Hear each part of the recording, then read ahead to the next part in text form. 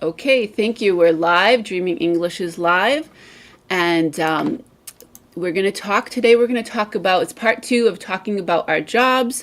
So we're going to hear from some other people in our group that didn't get a chance to share about their jobs. And then the others that have already shared can ask some questions. So thank you all for joining. We'll take some questions in the chat. I'll be monitoring the chat, so we'll try to take questions from the people watching out in YouTube land. But in any case, thank you so much for all of you for joining. If we want, we'll just can kind of go around and kind of introduce ourselves. I know that. So I'm Rochelle, Massachusetts. I talked before about my job, and if we have time at the end, I'll talk about my weekend job. But in any case, I'm here from Massachusetts, the United States, and my day job is I work in a high school, which I talked about last time. And Luz Melly, do you want to briefly introduce yourself? Okay, good morning. I'm Luz Meli Cartaya from Venezuela, Caracas. I work in a public institution as a tax analyst, and also I teach English to teenagers. I'm as tutor, yeah, to teenagers and some children. Okay, awesome. And Isabel, do you want to briefly introduce yourself quickly? Okay. Good afternoon from Spain. I'm Isabel Jimenez. I work as a teacher here. It is a kind of tutor, you know. I'm self-employed. I work part-time because I work mainly in the afternoons. Okay, and Juan? Hello. Are you asking me, right? Yeah, just if you want to briefly introduce yourself and then go.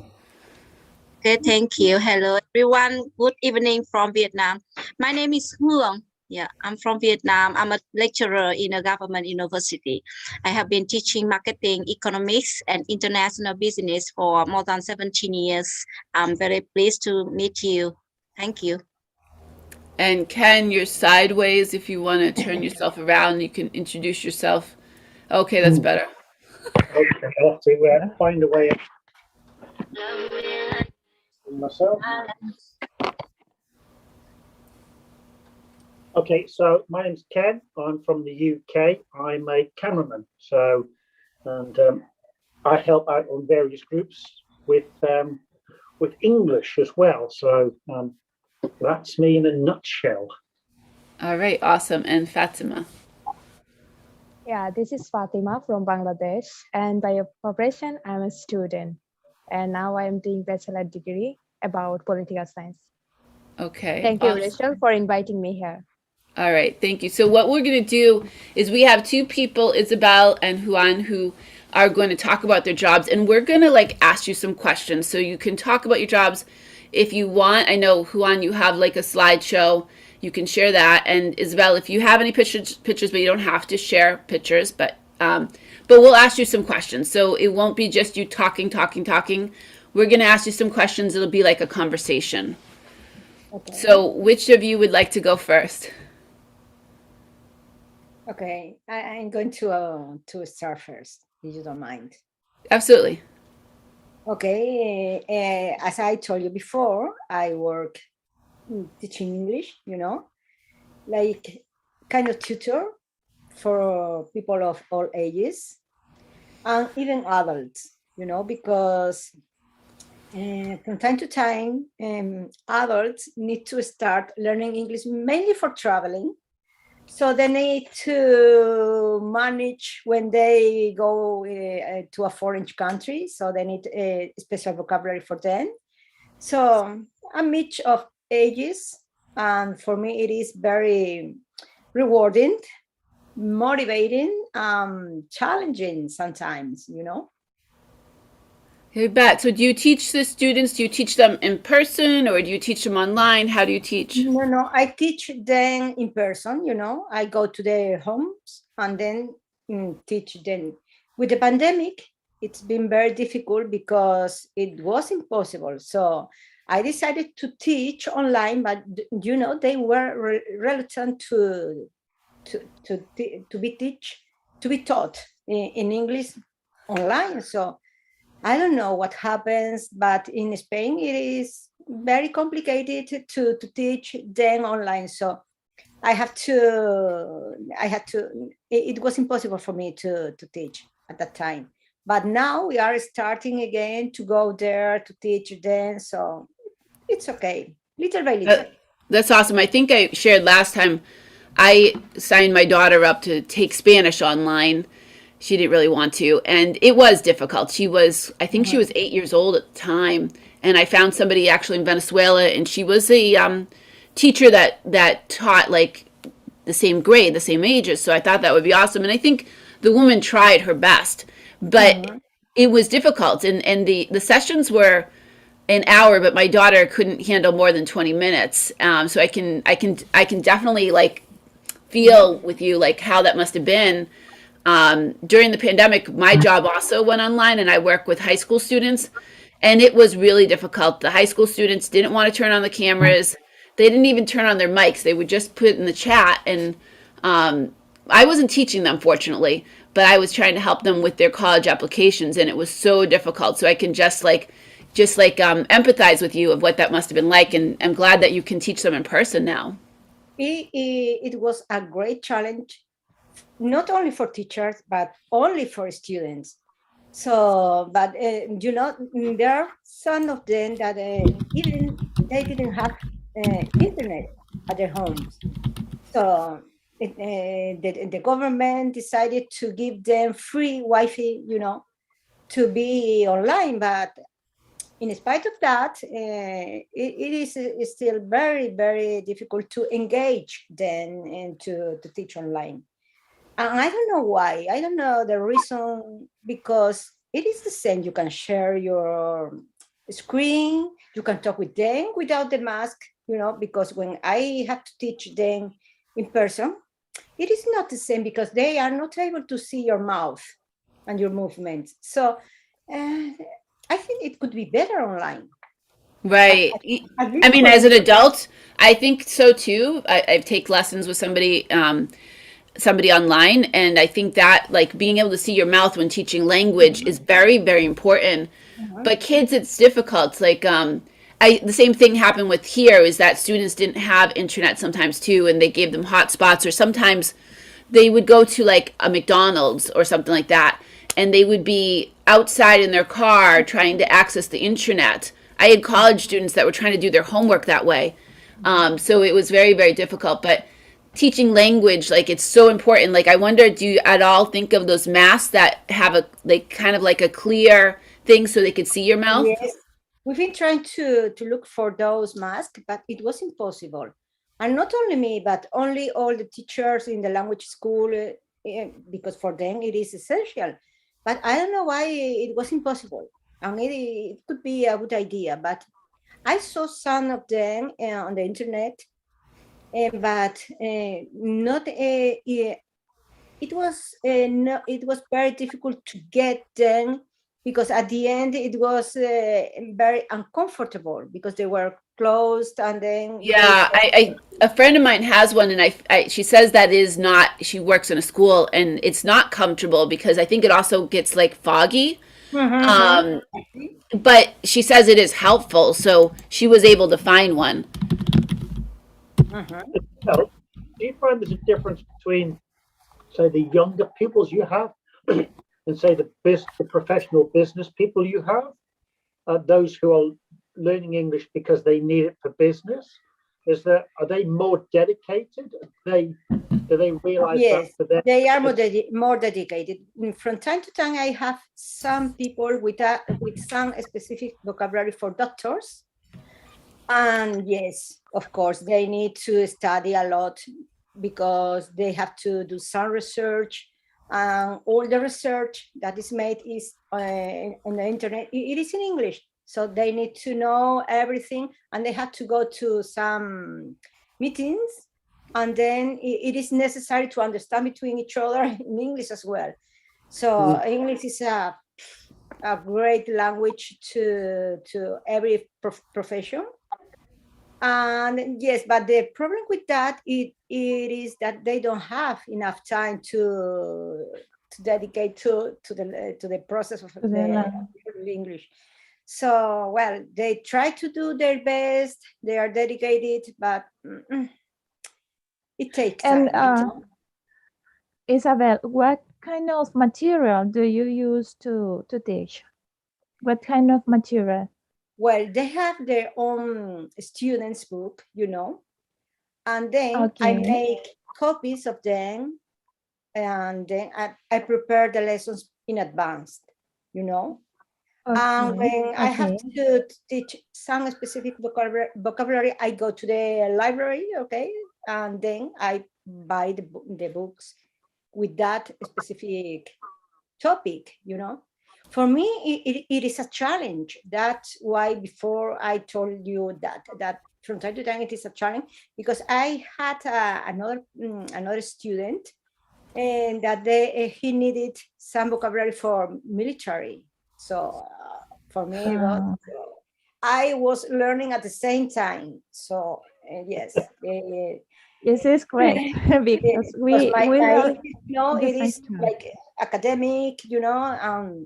I don't have any idea about military vocabulary, but then I was studying with him at the same time, you know. Okay, it's great. I have some books. I have books for children, and I have books from. It means this book is from intro to level 1, level 2, level 3, you know, and these books have audios, so it's very good. And I send, it depends on the level, I send to them the book according to their level. I don't know if you have tried BBC Learning English for Kids. You have lots of material, vocabulary for them specifically, you know, flashcards, board games. So, well, for example, this book for kids has cards, that sounds cards that have a specific pictures, and then, well, they can see that pictures, and they related that pictures with their names of that. So only see and listen that picture, they learn the names of that. For example, elephant, they visualize an elephant in that picture. So it's easy for them, especially for children that don't some of them don't know read or write, because they are, for example, 5 years old or 6 years old, so they don't know learn in Spanish, so read or write in Spanish. So they need only listen and visualize. You know, I try to teach them through songs, and they enjoy a lot. It is the best way, because they need movement. You know, because if you are only doing, tell me the meaning of this word. No. So I play games, you know. I enjoy a lot with them. So you talk about,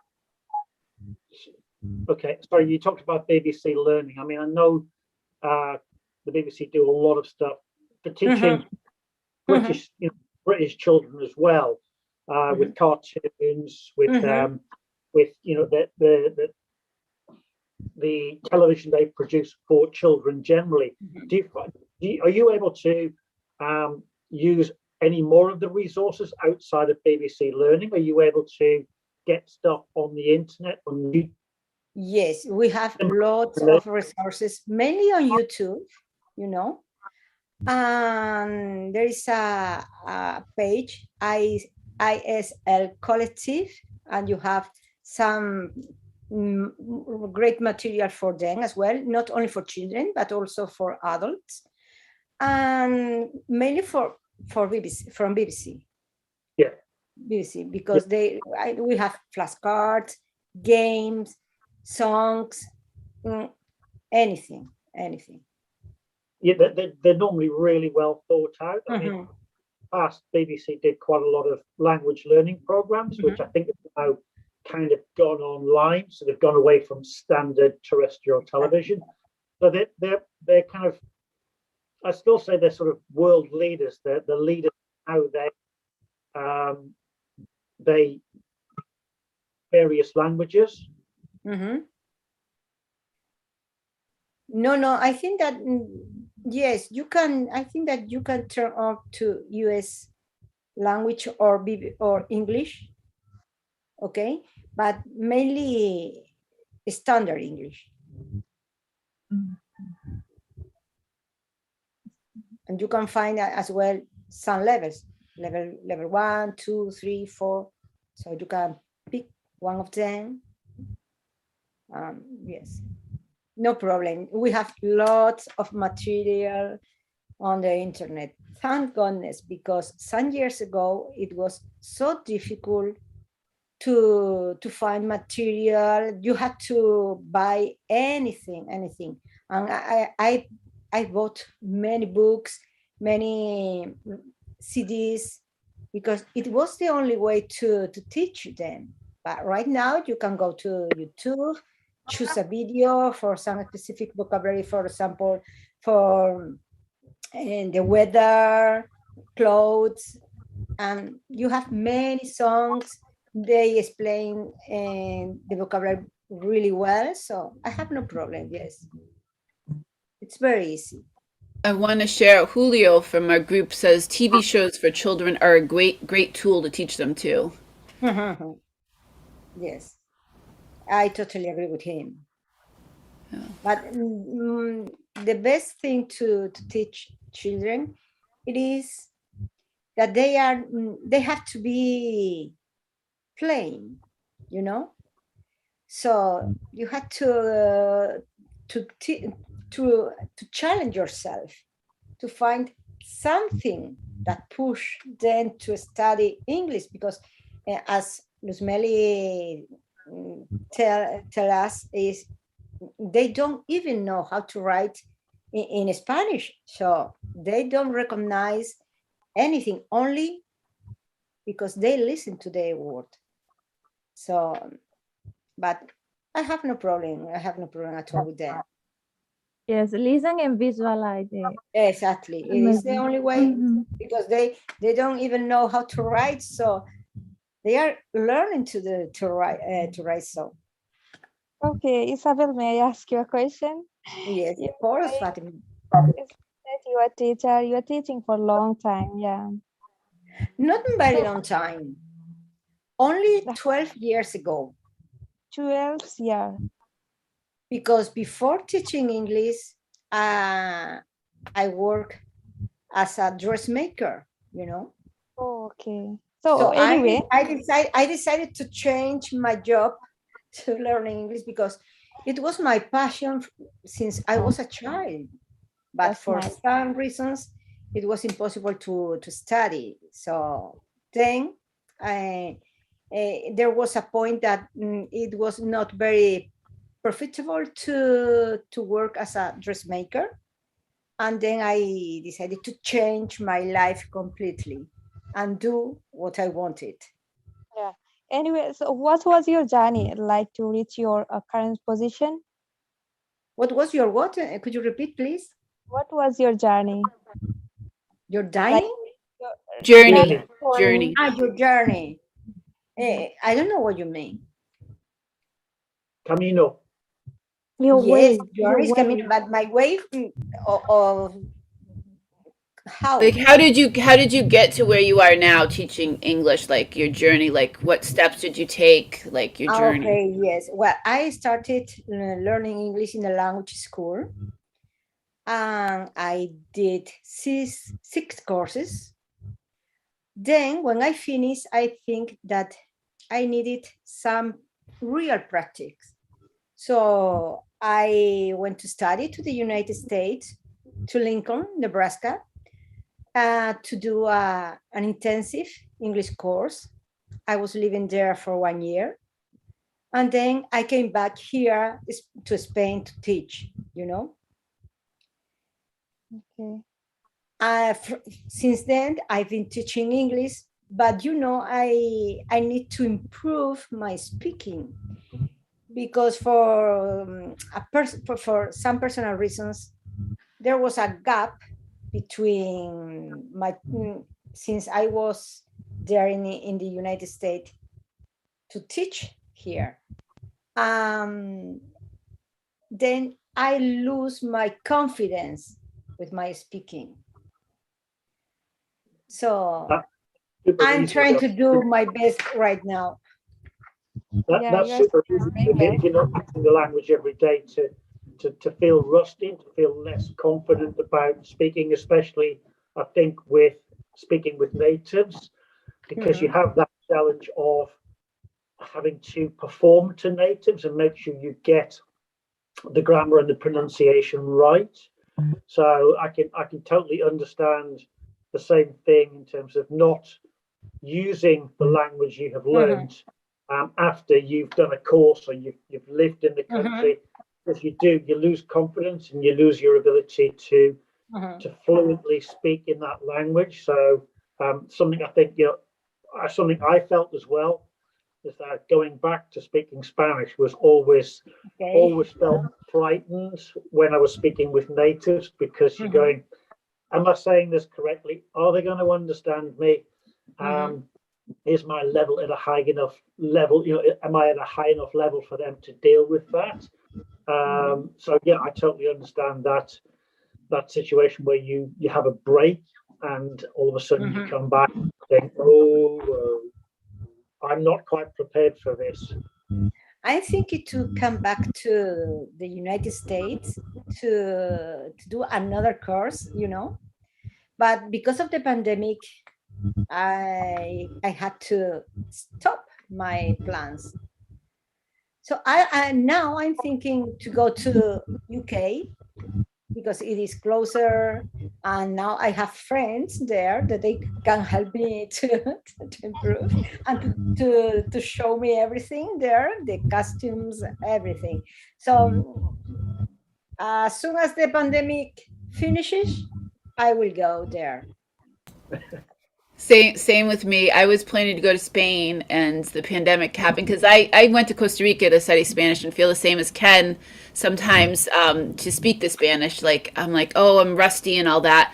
And my plan is I have some friends in all these Spanish speaking countries. So my plan is I'm going, when the pandemic, I don't know if the pandemic's ever going to completely be, but when it's safer, I'm planning to travel. The pandemic will be with us long time. Okay. Yeah, but maybe it'll get safer, to travel. That you are welcome here. I know. You already gave me the invitation, so I'm going to be taking up on it. And to Ken as well, and to everybody, of course. Thank you. All right. Well, thank you so much for sharing. And I think we already talked about having all of our people that are teaching English, maybe share resources, because I know Anora just came on. She teaches English in Kazakhstan, and Luz Mali teaches English in Venezuela, and Juan teaches English in among being a very we're going to hear about Juan, who's works for a university in in Vietnam, but also teaches English. So we have all these people teaching English. So definitely let's continue to share that. But let's hear from Juan. And Juan, if you want to share screen, you can. We'll hear about your job. Yeah, thank you so much, Rachel, and everyone for having me today here. Yeah, I'm so happy and privileged for that. So yes, I'm so excited to hear all of you for sharing that.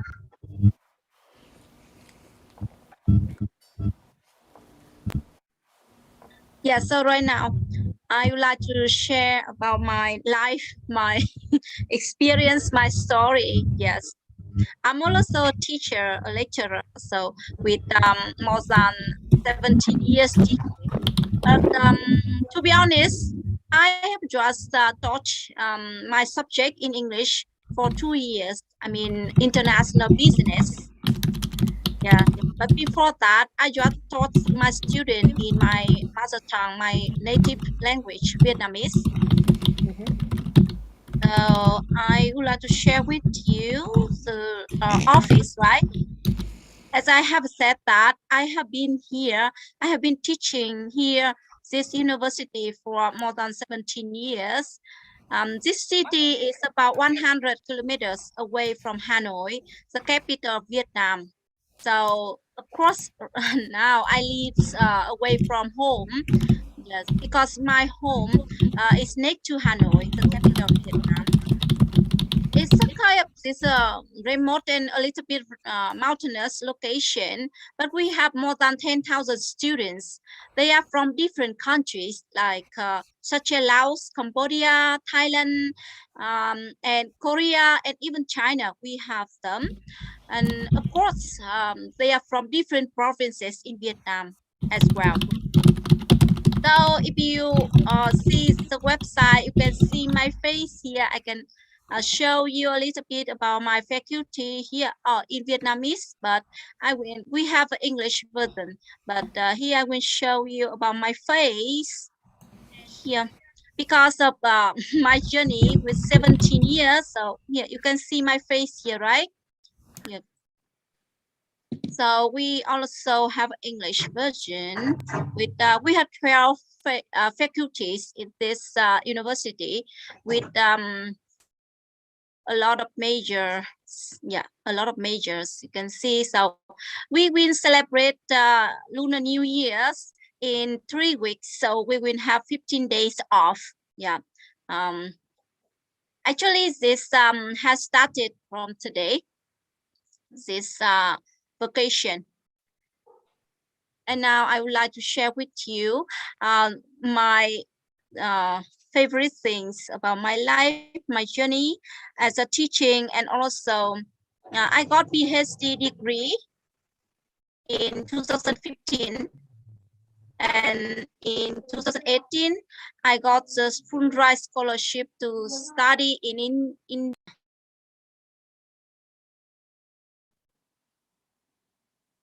Sorry, so my background is a little bit noisy. Okay, so I would like to share with you some experience and some favorite thing I have experienced in India. So as I have told you, right, in 2018, I got the Fulbright scholarship from Indian government to study about international business in IIFT. You can see Indian Institute of Foreign Trade, right? Yes, so you can see here some my Vietnamese embassy in ambassador. Yeah, ambassador in New Delhi in India. Yes, so when I was there, I had joined a lot of activities. I can say I was volunteering to teach with like Indian researchers and Indian businessmen, Vietnamese, for 6 months constantly to help them. And luckily right now, some of them, they are working in the capital of Vietnam. And sometimes they call me to visit them and they cook Indian food for me because I told them that I really miss Indian food there. Apart from that, I got the chance to support several schools in India, New Delhi, to interact with them. With small kids, is a kindergarten school, and also this kind of secondary school. Yeah, I supported them there.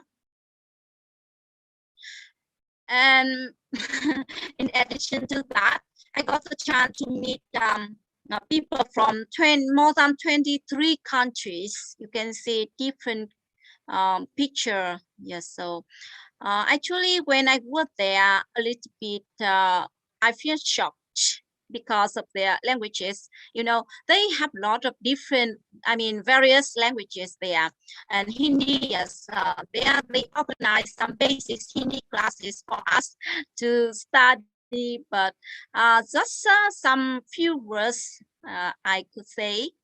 And food is very spicy, you know. It took me 3 months to get familiar with this kind of food. Yeah, oily, much sugar. Yeah, but I really like their educational system there, especially the institution I studied. Yep.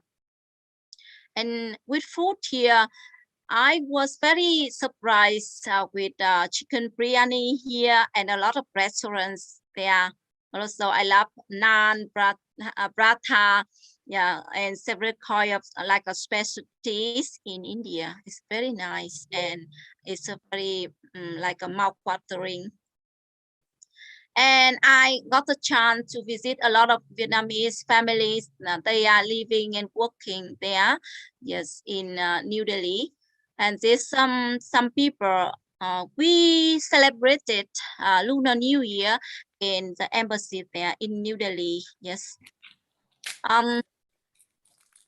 Fortunately, I got a lot of convenience there to receive a lot of help and good support from the embassy and Indian friends, Indian teachers, researchers, and professors there.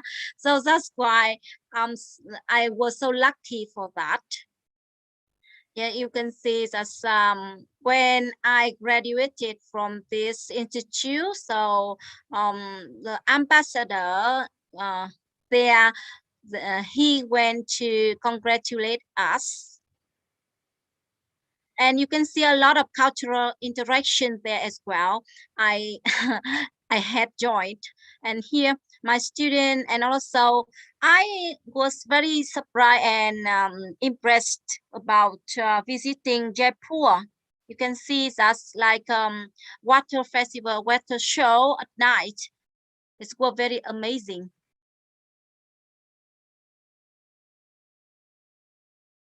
Yes, furthermore, I really love talking with international friends. So besides teaching and doing my own business, I organize a meeting to talk with different people from different countries. I have been hosting section for more than 2 years. So luckily, I got a lot of help and support from people here. Yeah, especially Rachel and Ken. You can see, right? I was Ken here as well. Yeah, thank you so much, I Ken. see our smiling faces. Yeah, so I have joy, and I have prepared a lot of materials and a lot of activities to interact with them, to support them.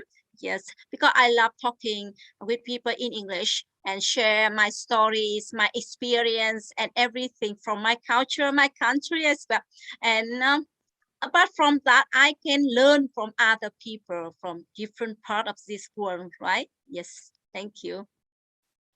And you can see a lot of places I got a chance to visit, like a Lotus Temple. And yes, he's my student at my university. You can see, yeah. Sometimes I want to count how many students have I taught them, but countless, you know, with more than 17 years and different institutions, different colleges, and also different university. So happily, I got a chance to organize several sessions on weekends to talk with small kids who under 16 years old.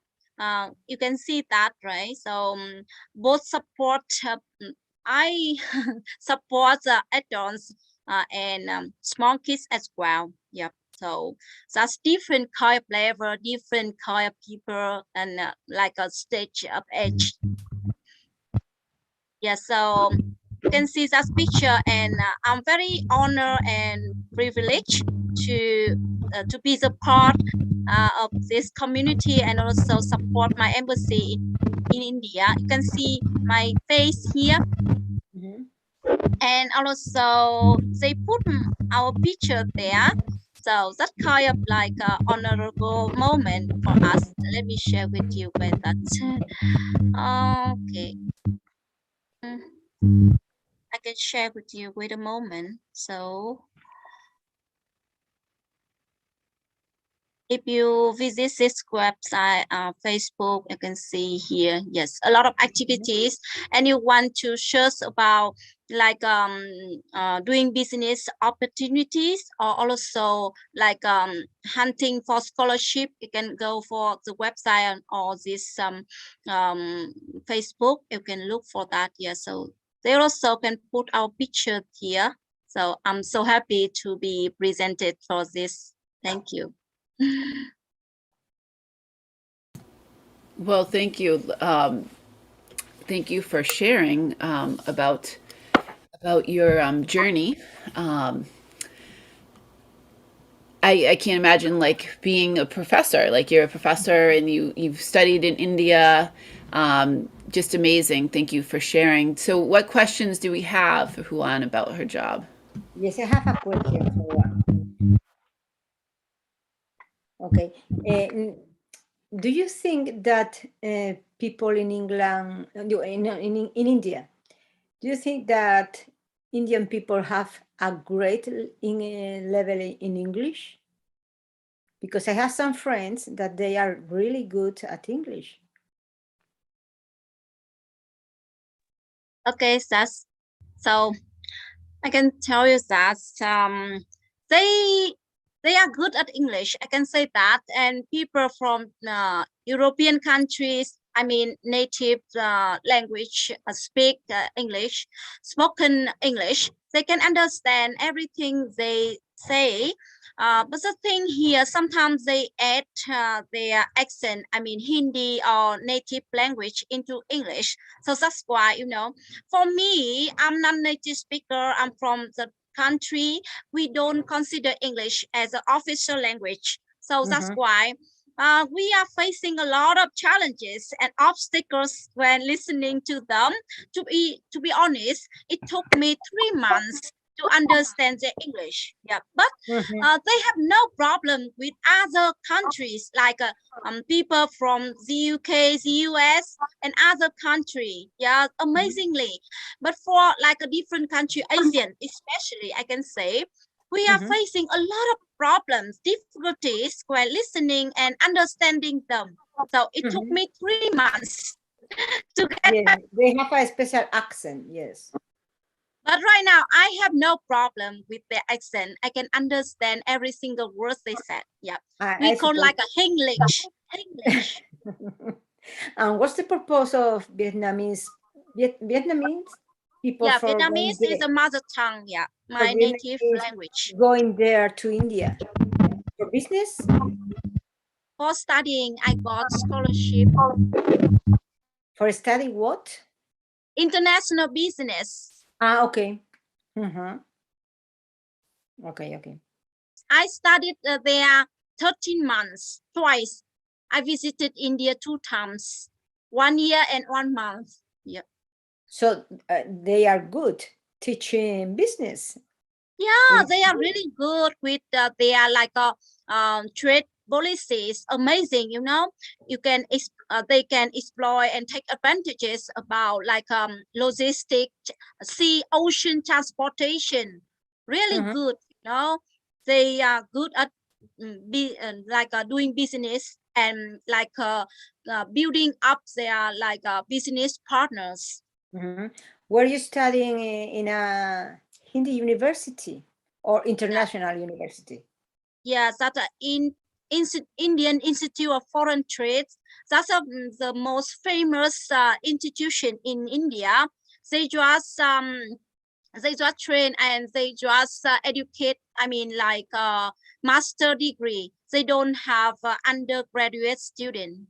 Only postgraduate students. Okay. And you enjoyed a lot there. Yeah, I enjoy actually because I didn't have to pay any single penny. So that's why I enjoy everything. Yeah, they support me everything. They supported, they granted and sponsored for that. Are the people there friendly? Yeah, they are so friendly and helpful, and also like a hospitality as well. Yeah, they were ready to support and guide me everything if I need it. Yeah. So it is supposed that you are going to come back there. Yeah, maybe after the pandemic, hopefully in the future, I will get the chance to apply several like projects and programs to collaborate with their Okay. yeah their like educational system and their professor and researchers as well. Yeah. Okay. Can I change the subject slightly? Because obviously I know you teach, you have these little online classes with groups of people. Do you find that great fun? Do you find it fun working with non-natives, helping them to improve their English? Thank you so much, Ken. Actually, right now I am not able to see you. I'm so excited and eager to see you. And thank you so much. I have to say from the bottom of my heart that with your kindness, your help, I have more motivation to support people from different countries. They are non-native speakers, but they are so excited and they are so like a diligent when studying English. Yeah, some people say that, oh, Miss Huang, what are you doing? You are doing everything for free. You prepare and organize a lot of things, but for free. How can you do that? But you know, that's my happiness to express a good thing to this world, because I have gained a lot of good things, right? So why not? Why couldn't I do, right? So I feel amazing with my journey, and especially I'm not alone in this journey because of you and a lot of people. They are ready to join my meeting, to support me, to help me, and help other participants. Yeah, to communicate with them, because they are good people. They are very studious and love. They so love English, but actually they don't have enough confidence and opportunities, to join some courses, I mean paid courses. So that's why we are ready to support and help them, to assist them. Thank you, Ken. Yeah, Keep I coming. was going to say, it was just a quick one, because obviously you will have people who come back again and again. Do you notice their English improving? You know, Ken, yes, of course. Big change and big improvement. Sometimes I give them some quizzes and some like a test to test their levels. To be honest. Yeah, I popped on to one of your meetings, and I just was amazed that you were doing this many days of the week for like an hour and a half. The one that I popped on, I think you were going for almost 2 hours, and I had to leave because I had a work meeting. So I thank you so much for that, because it's got to take a lot of energy, but that's awesome that you've been doing it for a really long time and doing it many days of the week. So thank you so much. I think I'm going to say thank you for all of the people that you're helping around the world. That's awesome. And I will try to pop on again, but my day job gets in the way. Yeah, absolutely. Thank you so much for giving me that kind words and that kind of encouragement, Yeah, so actually that meeting also helped me a lot, because right now I'm confident, and right now I'm happy to talk with you, because I got trained, right, from that meeting as well. When people come to talk with me, I don't feel scared when talking with strange people, right? And also how to communicate with different people from different countries like this, right? Because I have hosted the meeting for a long time. So that's why I know how to show my good manner when talk with people, when talking with other people. Yep, thank you. All right, thank you so much. And so we're going to move on to, we can get back to asking and talking more to you about your job, but I think we want to give Anwar a chance to talk about her job. Anwar, and correct me if I'm saying your name incorrectly, Anwar from Pakistan. And if you'd like to start, that would be awesome. Yeah, thank you so much. So greetings from Kazakhstan. My name is Ainur. And I want to start from the point that actually, I'm not a teacher. I'm not certified, but I graduated from the university and had the diploma of a translator. So I translate documents from Russian into English and my mother tongue, which is Kazakh. So, and it was kind of difficult for me to find a job here because there are not many, companies, foreign companies. So that's why I had to struggle with that, with finding a job here in my hometown. So that's why I was, luckily I found a job. So, and I began teaching in a private school. So I've been teaching for since 2010. So, and I got married. After that, I stopped for a while my teaching. Then someday my friend from another city came to visit me, and she motivated me to have my own language school, to open my own business. So yeah, I had enough courage and motivation to do that. But yeah, and in 2017 I started my own business. My own language school, but I didn't have any offices, I just I was renting, and I faced problems, to be honest, because it is a small town and there are so many language schools here. Yeah, that's why I had to be competitive. So yeah, that's all about myself. And if you want, I can share my screen to show you my Instagram page, working page, to show you the process of my teaching.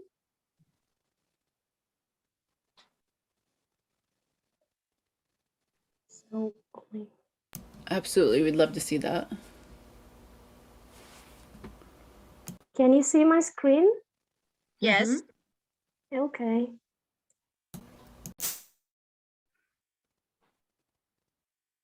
So this is my working page. It is not so much well designed, I can say, as for many companies. Yeah, they have attractive pages. So these are my students. So let me show. We were celebrating here a new year. So I teach English to adults and to kids. Yeah, and we give them, we were celebrating Halloween. And we give certificate after finishing. And all language schools here, they have their own designed certificate. So it looks like this. So yeah. And I have partners from different countries. I will stop sharing my screen. They are partners. They also have, there are universities which are in China, in Czech Republic, in Ireland. In Ireland, I have a partner who has also a language school. And so we, how to say that, we change students exchange, yeah, students exchange programs. Yeah, that's all. That's awesome. So, so you say you have partners in other countries, and you said you had one in Ireland. So, like, can you explain a little more about what that meant? Ireland,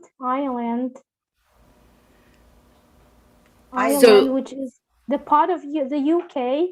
Yeah. So I have a partner from there, but I didn't send anyone. I began working with Malaysia. So because their prices, and I can say they are more available for our local people, because courses there are cheaper. So I accompanied some of my students there to Malaysia and to China as well, who had some wishes, you know, to practice and to learn Chinese. And Okay, I that's can really send, interesting. yeah, I can send students to Chinese universities. Well, thank you so much for sharing. Do we have some questions for, is it, I know, like, I think I'm saying your name wrong. I'm sorry. No. Okay, so questions.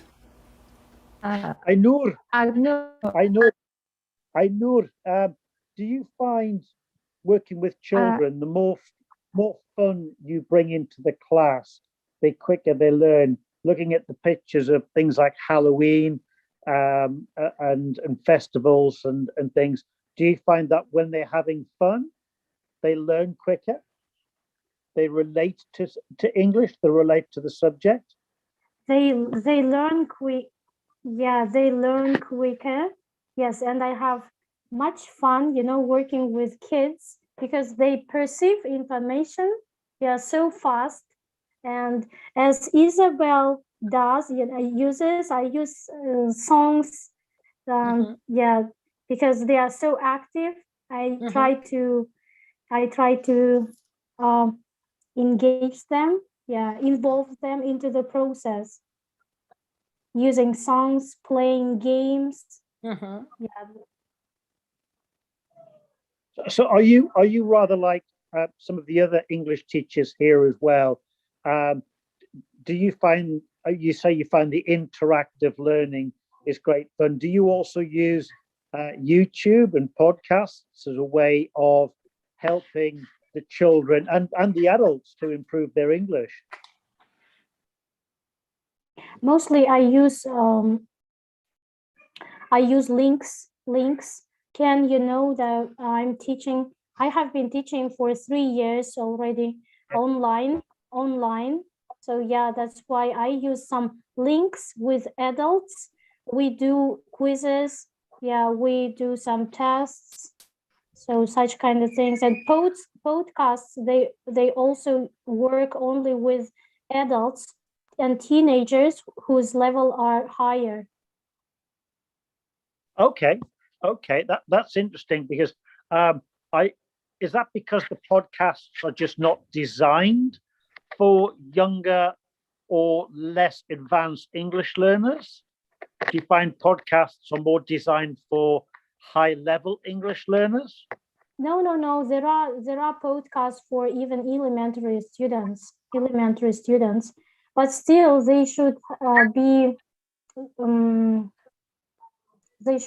they should have in advance cards and vocabulary, such kind of stuffs. Yeah, that's why I don't know. I didn't practice having podcasts. I think that there are podcasts for elementary learners, but you know, they don't work because they need to visualize. If not, it is impossible for them to learn. Yeah, but other thing is parents. It is more difficult to work with parents because mostly I do what they want. They come to me and they say, I want my kid speak so fast, so soon, you know. Yes. Such kind of stuff, and I'm kind of hesitating, and yeah, I try to use podcasts, yeah, which don't always work. Yes. the process is depend of the student. It depends of each student to learn quickly or slow. So, well, is some students are dedicated, are very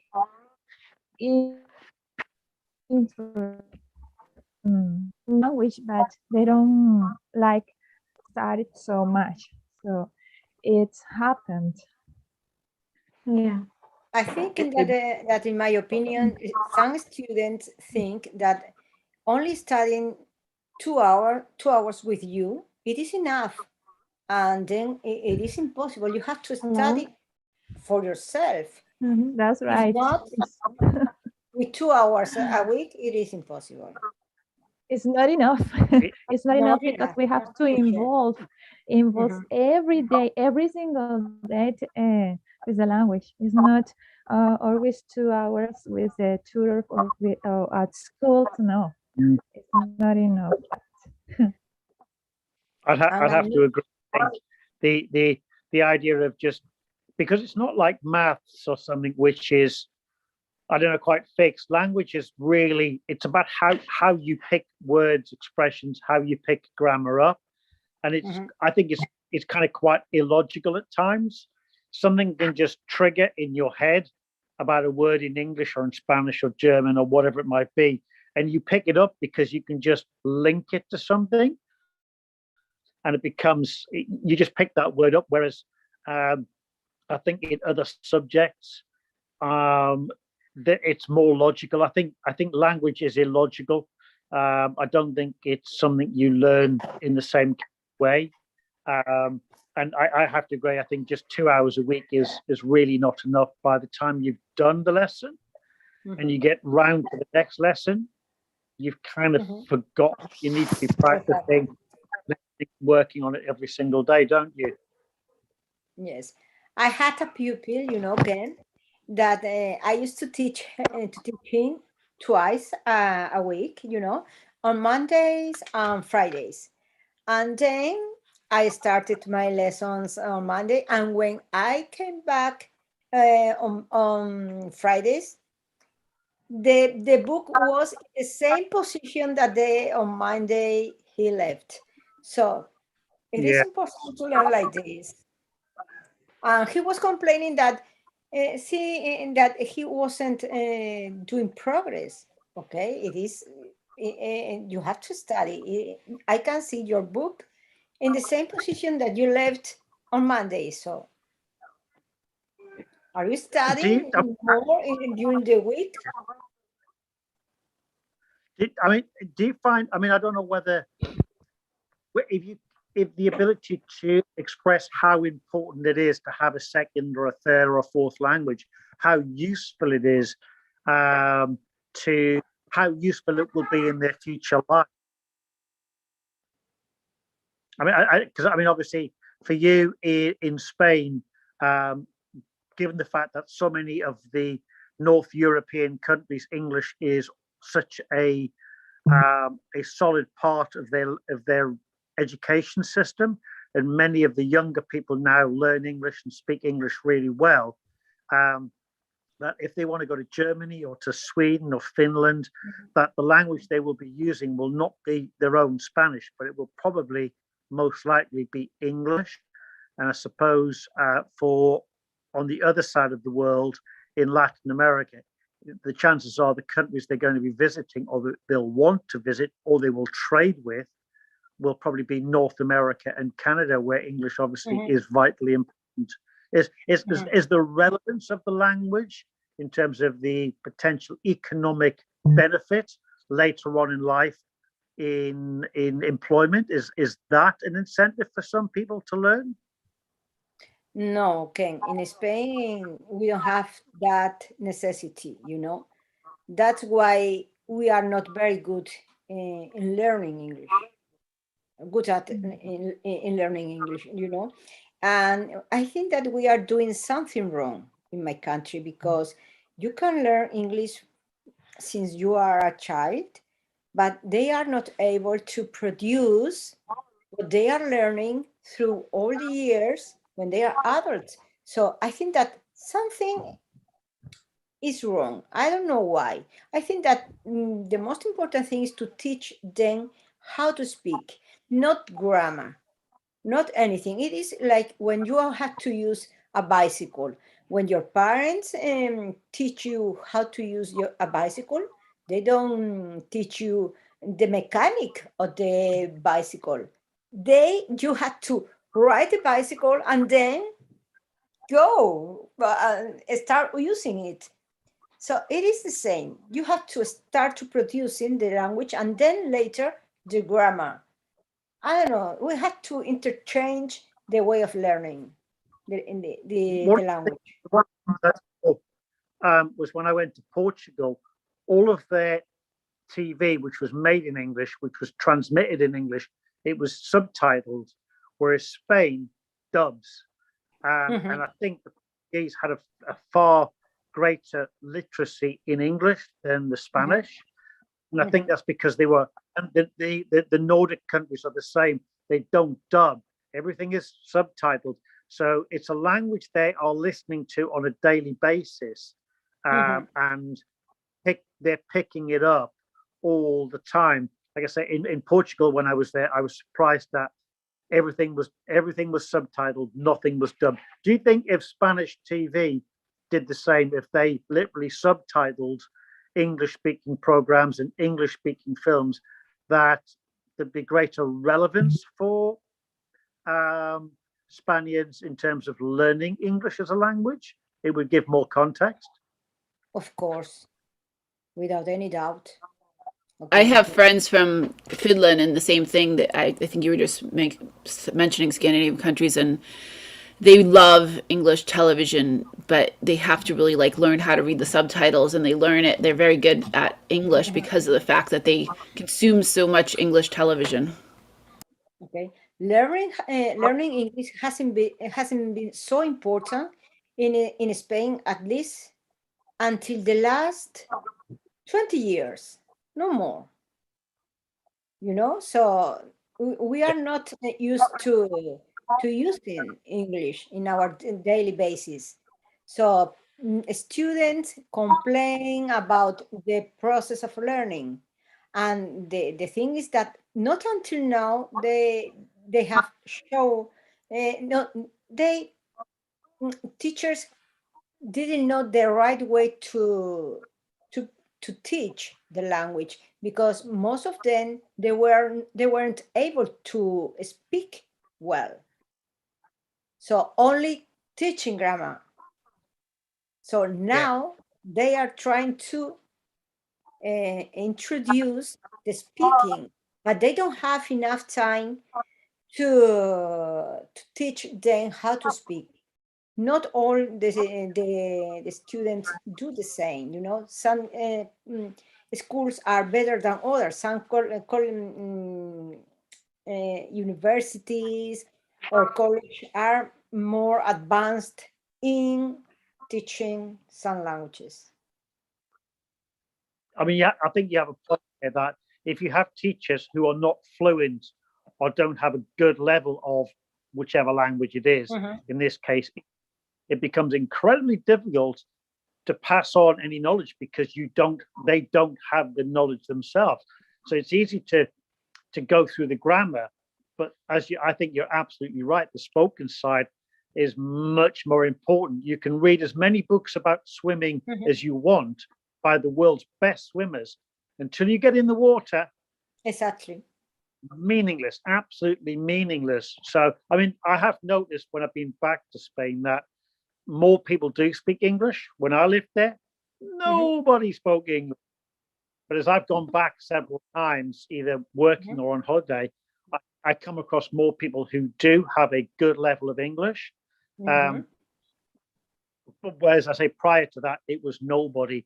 So it is moving, it is getting better, and potentially the areas which have the best English are those who are dealing with lots of international tourists, and or two, lots of British tourists as well, where there is a need to be able to communicate with non-British people who don't speak Spanish. Okay, if you had to work you have to work as a waiter, okay, you need to know how to speak English. It is required that you speak English, and German. Every language that you know, it is essential.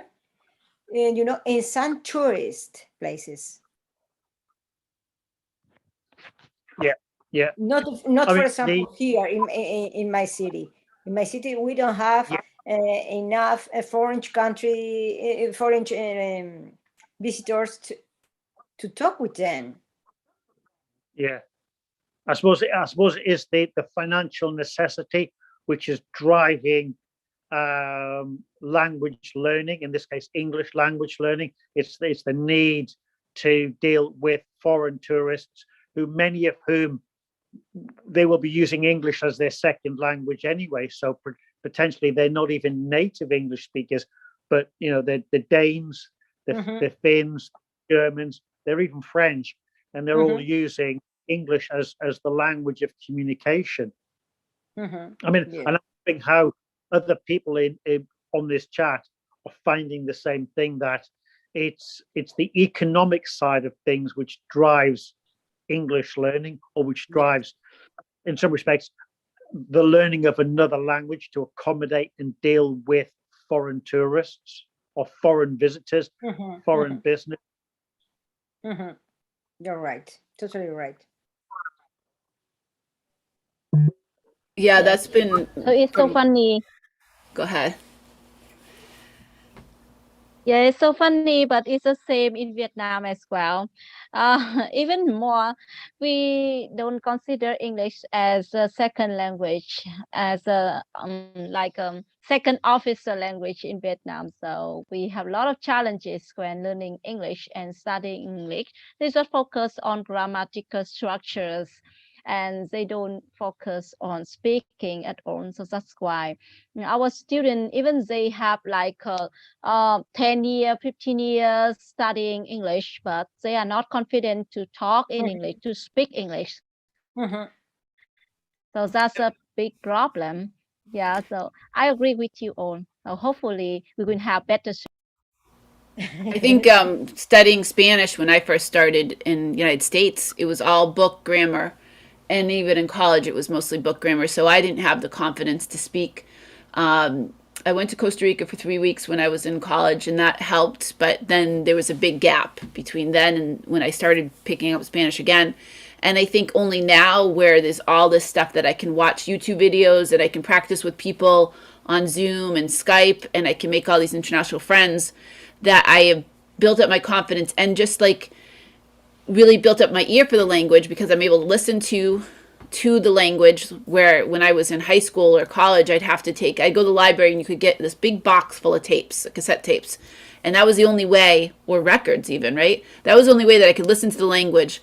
So now I can listen to it wherever I go. I can put in my headset and be like listening to it and have it going through Bluetooth and be like immersing myself in the language. So I think we have the tools now and the ability to have all these like online meetings and stuff. So just wanted to add that in. I think that's a fair point, Michelle, is that today, because quite a few of the people here on the chat are English teachers, or have sort of somehow found themselves to be English teachers, a bit like ourselves. I know nothing about my own language except I speak it, and the pleasure I get out of listening to people over the months improving their English is amazing. You kind of think, wow, just a few months ago, your English was scatty, it was a bit broken, but day on, it keeps getting better and better. And because we have so many people who are professional, who are there, who are assisting other people to learn the language. We're all in a situation now where language learning generally is a lot easier. The tools for us to learn language are at our fingertips. They're on a smartphone in front of us, in terms of YouTube, in terms of podcasts, in terms of being able to link up over the internet for pretty much free and speak with all of these different countries and practice our chosen language learning. So, I mean, that in itself, I'm hoping will allow people to immerse themselves easier and cheaper in language learning and to develop their language skills. And people like ourselves who are able to just drop in and give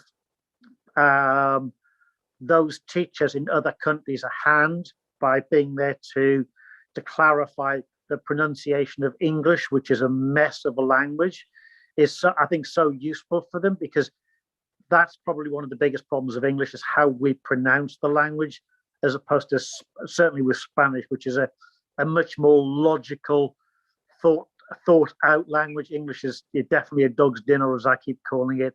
But it is great just listening to all these people who are helping other people out, who are teaching English, and credit where credit is due to them.